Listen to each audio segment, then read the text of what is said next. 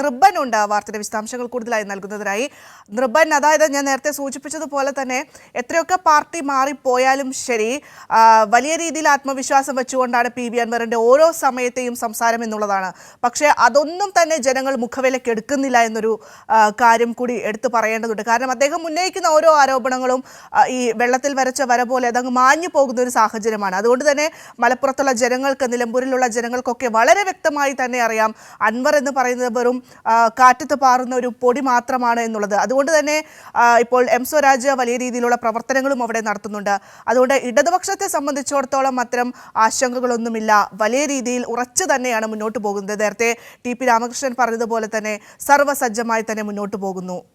നിർബൻ, ഈ L D എഫിൽ ഉണ്ടായിരുന്ന പി വി അൻവറും രാജിവെച്ച ശേഷമുള്ള പി വി അൻവറും തമ്മിലുള്ള വ്യത്യാസം രാഷ്ട്രീയ കേരളം സ്വാഭാവികമായി ഇപ്പോൾ വിലയിരുത്തുന്നുണ്ട്. അദ്ദേഹം രാജിക്ക് മുൻപ് നടത്തിയ വിവാദമായ വാർത്താ സമ്മേളനങ്ങളിൽ എങ്ങനെയാണ് മാധ്യമങ്ങൾ അദ്ദേഹത്തിന് നൽകിയിട്ടുള്ള പ്രിവിലേജ്, എത്രമാത്രം സ്പേസാണ് അദ്ദേഹത്തിന് നൽകിയിട്ടുള്ളതെന്ന് അന്നത്തെ വാർത്താ മാധ്യമങ്ങളുടെ തലക്കെട്ടുകൾ പരിശോധിച്ചാൽ മനസ്സിലാവും.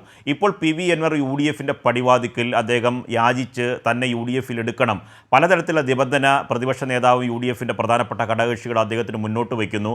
തൃണമൂൽ കോൺഗ്രസ് എന്ന രാഷ്ട്രീയ പ്രസ്ഥാനത്തിനെ ഒന്നിച്ച് യു ഡി എഫിൽ എടുക്കാൻ കഴിയില്ല, തൽക്കാലം ക്ഷണിതാവായി ഉൾപ്പെടുത്താം എന്ന തരത്തിലൊക്കെയുള്ള തർക്കങ്ങളും വിവിധ തരത്തിലുള്ള കൂടിയാലോചനകളും ഒക്കെ നടന്നു. ഇപ്പോൾ പി വി അൻവറിന് എന്തുമാത്രം വിലയാണ് യു ഡി എഫ് നൽകുന്നത് എന്ന കാര്യം ഏറെക്കുറെ കേരളത്തിലെ രാഷ്ട്രീയം പഠിക്കുന്ന എല്ലാവർക്കും വ്യക്തമാണ്. ഇപ്പോൾ ഒരു ഉപതെരഞ്ഞെടുപ്പ് വരുന്ന ഘട്ടമായതുകൊണ്ട് പി വി അൻവറിനെ പിണക്കി വിടേണ്ട എന്നൊരു നിലപാട് മാത്രമേ ഉള്ളൂ. ലീഗിനടക്കം അത്ര കണ്ട് യോജിപ്പൊന്നും പി വി അൻവറിനോട് അവിടെ മലപ്പുറം ജില്ലയിലോ നിലമ്പൂരോ ഇല്ല. പിന്നെ പി വി അൻവറിൻ്റെ രാഷ്ട്രീയ സ്വാധീനം എത്ര കണ്ടുണ്ട് എന്ന കാര്യം അദ്ദേഹം രാജിവെച്ച ശേഷം നടത്തിയ പൊതുസമ്മേളനങ്ങൾ, എൽ ഡി എഫ് അവിടെ അവസാനം നടത്തിയ നിലമ്പൂരിൽ നടത്തിയ വിപുലമായ ഒരു പൊതുസമ്മേളനത്തോടു കൂടി പി വി അൻവറിൻ്റെ സമ്മേളന നാടകങ്ങളും പ്രചരണങ്ങളും പൊതുയോഗങ്ങളൊക്കെ അവസാനിച്ചു. അതിനുശേഷമാണ് അദ്ദേഹം യു ഡി എഫിൻ്റെയൊക്കെയുള്ള പ്രവേശനവുമായി ബന്ധപ്പെട്ട ചെറിയ നീക്കുപോക്കുകൾ ആരംഭിക്കുന്നത്. അപ്പോൾ അതിനുശേഷമാണ് യു ഡി എഫിൽ അദ്ദേഹം പ്രവേശിക്കുന്നതുമായി ബന്ധപ്പെട്ട് തന്നെ അദ്ദേഹം നടത്തിയ വിവാദ പ്രസ്താവന കോൺഗ്രസിൻ്റെ മുതിർന്ന നേതാക്കൾക്ക്, പ്രത്യേകിച്ച് ലീഗിനടക്കം വലിയ ക്ഷീണമുണ്ടാക്കി. മുതിർന്ന നേതാക്കളടക്കം ഇരിക്കുമ്പോഴാണ് അദ്ദേഹം പറഞ്ഞത് നിലമ്പൂരിൽ തനിക്ക് പകരം മത്സരിക്കേണ്ട കോൺഗ്രസ് സ്ഥാനാർത്ഥി ജോയി ആയിരിക്കണം എന്ന തരത്തിൽ അദ്ദേഹം പ്രസ്താവന നടത്തുന്നു. അങ്ങനെ ആര്യാടൻ ഷൗക്കത്തും ജോയിയും തമ്മിലുള്ള വലിയ തരത്തിലുള്ള പോരാട്ടത്തിലേക്ക് കോൺഗ്രസ് രാഷ്ട്രീയം മലപ്പുറത്ത് മാറുന്നു. ഒപ്പം തന്നെ ലീഗിനും അത്രയേറെ പ്രിയങ്കരനായ ഒരാളൊന്നുമല്ല പി വി അൻവർ. അപ്പോൾ അങ്ങനെ ഒരു രാഷ്ട്രീയ സാഹചര്യം യു ഡി എഫിനകത്തുണ്ട്. യു ഡി എഫ് അത്തരത്തിൽ ഒരു തെരഞ്ഞെടുപ്പിനെ നേരിടുമ്പോൾ സ്ഥാനാർത്ഥി പ്രഖ്യാപനം മുതലുള്ള വലിയ തരത്തിലുള്ള കീറാമുട്ടി അവർ നേരിടേണ്ടി വരും. എൽ ഡി എഫിനെ സംബന്ധിച്ചിടത്തോളം എൽ ഡി എഫിൻ്റെ നേതാക്കൾ അല്പം മുമ്പ് തന്നെ പ്രഖ്യാപിച്ചതാണ്, നേരത്തെ തന്നെ എൽ ഡി എഫിൻ്റെ കൺവീനറും പറഞ്ഞതാണ്. സിസ്റ്റമാറ്റിക്കായി വളരെ സംഘടിതമായി തന്നെ വളരെ ചിട്ടയായിട്ടുള്ള പ്രവർത്തനം L D F P V Anvar രാജിവെച്ചത് മുതൽ രാഷ്ട്രീയ വിശദീകരണ യോഗം മുതൽ ആരംഭിച്ച ക്യാമ്പയിൻ മുതൽ വ്യക്തമായ പ്രവർത്തനം അവിടെ നടത്തുന്നുണ്ട്. എൽ ഡി എഫും യു ഡി എഫും നേർക്കുനേർ മത്സരം നടക്കുന്ന ഒരു മണ്ഡലമാണ് നിലമ്പൂർ മണ്ഡലം. ആ മണ്ഡലത്തിൽ ബി ജെ പി എന്ന രാഷ്ട്രീയ പ്രസ്ഥാനത്തിന് വലിയ സ്വാധീനമുള്ള മണ്ഡലമല്ല. കഴിഞ്ഞ തെരഞ്ഞെടുപ്പിൽ വരെ 5% താഴെ വോട്ടാണ് ബി ജെ പിക്ക് നിലമ്പൂർ മണ്ഡലത്തിൽ ലഭിച്ചത്. പക്ഷേ രാജീവ് ചന്ദ്രശേഖരനെ പോലെയുള്ള ഒരു പുതിയ സംസ്ഥാന പ്രസിഡന്റ് ബി ജെ പിക്ക് വരുന്നു. ഒരു നിലമ്പൂർ തെരഞ്ഞെടുപ്പ്, ഒരു ഉപതെരഞ്ഞെടുപ്പ് നടക്കുമ്പോൾ പ്രഖ്യാപിച്ച തെരഞ്ഞെടുപ്പുകളിൽ ഒരു കേന്ദ്രമെന്ന് പറയുന്നത് നിലമ്പൂരാണ്. അതുകൊണ്ട് രാജ്യം തന്നെ നിലമ്പൂരിൽ ഒറ്റുനോക്കുന്നുണ്ട്. അതുകൊണ്ട് ബി ജെ പിയുടെ സ്പേസ് അവർക്ക് ഉറപ്പിക്കേണ്ടതുണ്ട്. അതുകൊണ്ട് ബി ജെ പിയുടെ സ്ഥാനാർത്ഥി പ്രഖ്യാപനവും ആരായിരിക്കും ഒരു പ്രധാനപ്പെട്ട മുഖ്യ അജണ്ടയായി ഈ ഉപതെരഞ്ഞെടുപ്പിനെ കാണുന്നുണ്ടോ, അവരുടെ ബലാബല പരീക്ഷണത്തിൽ ബി ജെ പിയുടെ വോട്ട് എത്രയാണ് എന്ന് നിർണ്ണയിക്കാനുള്ള അവസരം അവർ വിനിയോഗിക്കുമോ എന്ന കാര്യമൊക്കെ കാത്തിരുന്ന് കാണേണ്ടതാണ്. പക്ഷേ L D F U D F മത്സരം നടക്കുന്നൊരു മണ്ഡലമാണ്. ത്രികോണ മത്സരത്തിന് സാധ്യതയില്ലാത്തൊരു മണ്ഡലമാണ് നിലമ്പൂർ.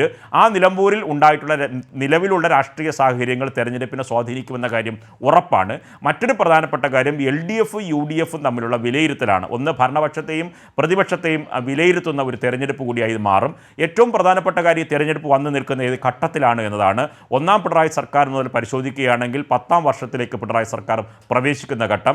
രണ്ടാം പിണറായി സർക്കാരിനെ സംബന്ധിച്ച് 4ാമത് വാർഷികം നടത്തി പ്രോഗ്രസ് റിപ്പോർട്ട് അവതരിപ്പിച്ച് പുത്തരിക്കണ്ടം മൈതാനിയിൽ അഭൂതപൂർവമായ ജനക്കൂട്ടത്തിന് മുന്നിൽ മുഖ്യമന്ത്രി 1.25 മണിക്കൂർ കേരളത്തിൽ 2016 മുതൽ കേരളത്തെ വിലയിരുത്തുകയും 2016 മുമ്പും 2016 ശേഷവും കേരളം എന്താണ് എന്ന് കേരളത്തിലെ ജനത വിലയിരുത്തും എന്ന തരത്തിൽ അത്തരം കാര്യകാരണങ്ങൾ, ഉദാഹരണ സഹിതങ്ങൾ, അടിസ്ഥാന മേഖലയിലുണ്ടായ വികസനം, നമ്മുടെ റോഡുകൾ, ദേശീയപാതയുടെ വികസനം, ഗെയിൽ പൈപ്പ് ലൈൻ, അതുപോലെ തന്നെ ഏറ്റവും പ്രധാനപ്പെട്ട കെ ഫോൺ പോലുള്ള പ്രഖ്യാപനങ്ങൾ, ക്ഷേമ പെൻഷനുകൾ, ലൈഫ് പദ്ധതി, ദരിദ്രരില്ലാത്ത സംസ്ഥാനമായി കേരളം പ്രഖ്യാപിക്കപ്പെടുന്നു. അങ്ങനെ സമസ്ത മേഖലയിലും ഇടപെടുന്ന ഒരു സർക്കാരിൻ്റെ പൂർണ്ണമായ ശോഭയോട് നിൽക്കുന്ന ഒരു ഘട്ടത്തിലാണ് നിലമ്പൂരിൽ തെരഞ്ഞെടുപ്പ് വരുന്നത്. അതുകൊണ്ട് വികസനത്തിന് വേണ്ടി ഈ സർക്കാർ തുടരണം, തുടർഭരണം ഉണ്ടാകണമെന്ന തരത്തിലുള്ള വിലയിരുത്തലാണോ നിലമ്പൂരിൽ ഉണ്ടാകുക? പ്രതിപക്ഷം നിരന്തരം ഉന്നയിക്കുന്ന അടിസ്ഥാനരഹിതമായ ആരോപണങ്ങൾ ഓരോന്നോരോന്നായി പൊളിയുമ്പോഴും ഈ മാധ്യമങ്ങളുടെ ചോദ്യത്തിന് മുന്നേ താങ്കൾ തെളിയിച്ച സർക്കാരിനെതിരെ, ഇടതു സർക്കാരിനെതിരെ തെളിയിച്ച ആരോപണങ്ങൾ എന്താണെന്ന ചോദ്യത്തിന് മുൾമുനയിൽ ഒരു മറുപടി പോലും പറയാൻ കഴിയാതെ നിൽക്കുന്ന പ്രതിപക്ഷവും പ്രതിപക്ഷ നേതാവും. കോൺഗ്രസിനകത്തുള്ള രാഷ്ട്രീയ പോര്, പുതിയ നേതൃത്വം വരുന്നു, KPCC അധ്യക്ഷനായി സണ്ണി ജോസഫ് വരുന്നു, അദ്ദേഹം മലബാറിൽ നിന്ന് വരുന്ന ഒരു നേതാവാണ്. ആ ഘട്ടത്തിൽ ഒരു തെരഞ്ഞെടുപ്പിന് നേരിടുന്നു, 3 വർക്കിംഗ് പ്രസിഡന്റുമാർ വരുന്നു. ഇതിനൊക്കെയുള്ളൊരു സജ്ജമായ ഒരു അവസ്ഥയിലേക്ക് UDF ഉണ്ടോ? ഭരണപക്ഷത്തെയാണോ പ്രതിപക്ഷത്തെയാണോ ഈ തെരഞ്ഞെടുപ്പിൽ ജനങ്ങൾ വിലയിരുത്തുന്നത് എന്ന തരത്തിലുള്ള ഒരു ചിന്ത സ്വാഭാവികമായി തെരഞ്ഞെടുപ്പിൽ വരും. ഒരു കാര്യം ഉറപ്പാണ് ഭദ്ര, രാഷ്ട്രീയ കേരളത്തിൻ്റെ ശ്രദ്ധാകേന്ദ്രമായി, കേരള രാഷ്ട്രീയത്തിൻ്റെ തലസ്ഥാനമായി വരുന്ന 19-ാം തീയതി വരെ നിലമ്പൂർ മാറാൻ പോവുകയാണ്. കേവലം 25 ദിവസങ്ങൾ മാത്രമാണ് ബാക്കിയുള്ളത്. 26-ാമത്തെ ദിവസം നിലമ്പൂരിലെ വോട്ടർമാർ അവരുടെ സമ്മതിദാനാവകാശം രേഖപ്പെടുത്താൻ നിലമ്പൂരിൽ പോളിംഗ് ബൂത്തിലേക്ക് പോകാൻ പോവുകയാണ്. 1200 വോട്ടർമാർക്ക് ഒരു ബൂത്ത് എന്ന നിലയിലേക്ക് ക്രമീകരണം തെരഞ്ഞെടുപ്പ് കമ്മീഷൻ നടത്തുന്നു. അതിനനുസരിച്ച് ക്രമീകരണങ്ങളൊക്കെ തന്നെ നേരത്തെ തെരഞ്ഞെടുപ്പ് കമ്മീഷൻ ആരംഭിച്ചതാണ്. അതിൻ്റെ പ്രവർത്തനങ്ങളുടെ ഭാഗമായി തെരഞ്ഞെടുപ്പ് കമ്മീഷൻ തന്നെ നേരത്തെ വിലയിരുത്തിയത് 1200 വോട്ടർമാർക്ക് ഒരു പോളിംഗ് ബൂത്ത്. ആകെ നിലമ്പൂരിലുള്ളത് 263 പോളിംഗ് ബൂത്തുകളാണ്. അതിൽ 1200 വോട്ടർമാർക്ക് ഒരു ബൂത്ത് എന്ന തരത്തിൽ വോട്ടർമാരെ വിന്യസിപ്പിക്കാനും തെരഞ്ഞെടുപ്പ് കുറ്റമറ്റ രീതിയിൽ നടത്താനുള്ള എല്ലാ ക്രമീകരണങ്ങളും അവർ നടത്തിയിട്ടുണ്ട്. രാഷ്ട്രീയ പാർട്ടികളുടെ ജില്ലാടിസ്ഥാനത്തിൽ യോഗം വിളിച്ച് തെരഞ്ഞെടുപ്പിൻ്റെ ക്രമീകരണങ്ങൾ അവർ വിലയിരുത്തി. അങ്ങനെ തെരഞ്ഞെടുപ്പ് സിസ്റ്റമാറ്റിക്കായി നടത്താനുള്ള പ്രവർത്തനങ്ങൾ ഇലക്ഷൻ കമ്മീഷൻ മുന്നോട്ട് പോകുന്നു.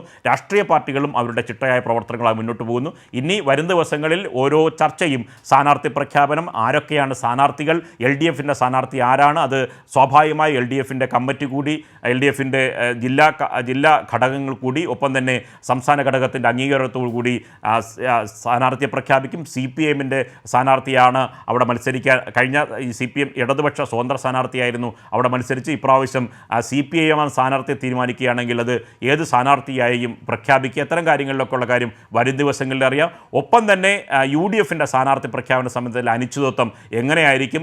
ജോയി ആയിരിക്കുമോ, ആര്യാടെ ഷൗക്കത്തായിരിക്കുമോ? ഇവർ രണ്ടുപേരുടെ തർക്കത്തിനിടയിൽ മൂന്നാമതൊരു സ്ഥാനാർത്ഥിയായിരിക്കുമോ? ഈ ജോയിയെ അല്ല സ്ഥാനാർത്ഥിയെ പ്രഖ്യാപിക്കുന്നു, ആര്യാടെ ഷൗക്കത്തിനെയാണ് സ്ഥാനാർത്ഥിയായി പ്രഖ്യാപിക്കുകയാണെങ്കിൽ നേരത്തെ PV അൻവർ പറഞ്ഞ വാക്ക് എങ്ങനെയാണ്? ആ വാക്കിൽ ഉറച്ചു നിൽക്കുമോ? അദ്ദേഹത്തിൻ്റെ പ്രതികരണം എന്തായിരിക്കും? എന്നതൊക്കെ ആയിരിക്കും ഇനി വരും ദിവസങ്ങളിൽ രാഷ്ട്രീയ കേരളം ഉറ്റുനോക്കുന്നത്. ഭദ്ര.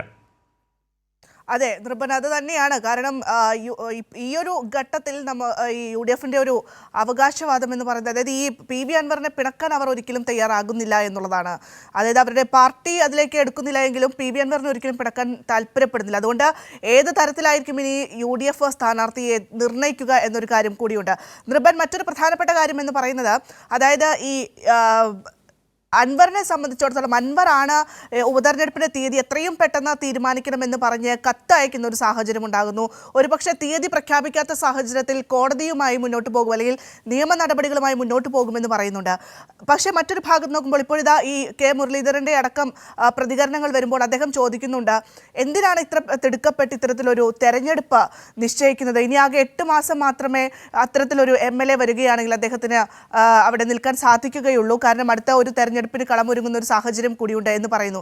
അതായത് ഈ ഒരു ഘട്ടത്തിൽ പോലും ഒരു വിഭിന്നത അവിടെ നമുക്ക് കാണാൻ സാധിക്കുന്നുണ്ട്. അതായത് ഈ UDFിലെ നേതാക്കൾക്കിടയിലും ഒപ്പം തന്നെ അൻവറിൻ്റെ ഇടയിലും ഈ സ്ഥാനാർത്ഥി നിർണയത്തിൽ മാത്രമല്ല മറ്റു പല കാര്യങ്ങളിലും ഉണ്ട് എന്നുള്ളതാണ് നമുക്കിതിൽ നിന്ന് വ്യക്തമാകുന്നത്, ഈ ഒരു അഭിപ്രായത്തിൽ നിന്ന്.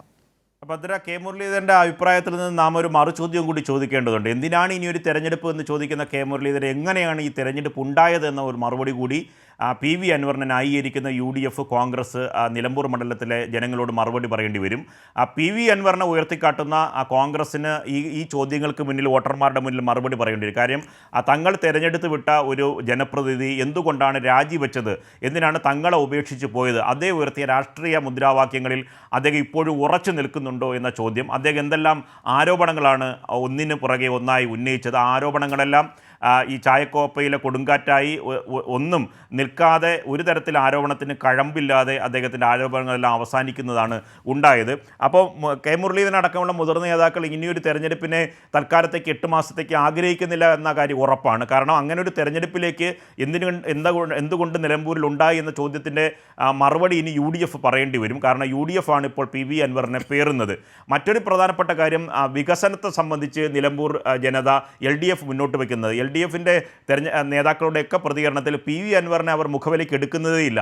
അതല്ല ഒരു രാഷ്ട്രീയം. നിലമ്പൂരിൻ്റെ തെരഞ്ഞെടുപ്പ് രാഷ്ട്രീയം എന്ന് പറയുന്നത് കഴിഞ്ഞ 4 വർഷക്കാലം തുടർച്ചയായി 4 വർഷക്കാലത്തെ സർക്കാരിൻ്റെ പ്രവർത്തനവും കഴിഞ്ഞ 9 വർഷക്കാലമായി പ്രവർത്തിക്കുന്ന പിണറായി സർക്കാരിൻ്റെ പ്രവർത്തനവും 2016 മുമ്പ് കേരളം എങ്ങനെയായിരുന്നു, 2016 ശേഷം കേരളം എങ്ങനെയാണ്, നിലമ്പൂരിൽ വന്ന വികസന പ്രവർത്തനങ്ങൾ 2016 മുമ്പ് എങ്ങനെയായിരുന്നു, അതിനുശേഷം എങ്ങനെയാണ്, LDF ഉയർത്തുന്ന വികസന രാഷ്ട്രീയത്തിന് ഒരു വോട്ടായിരിക്കും സ്വാഭാവികമായി ഉയർത്തുക.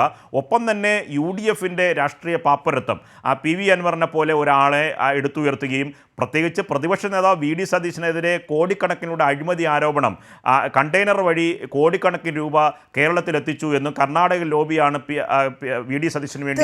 തീർച്ചയായും നിർഭൻ അങ്ങനെ തന്നെയാണ്. അതായത് കേരളത്തിന്റെ വികസനം കാണുന്നുണ്ട് ജനങ്ങൾ എന്നുള്ളതാണ് നിർഭൻ.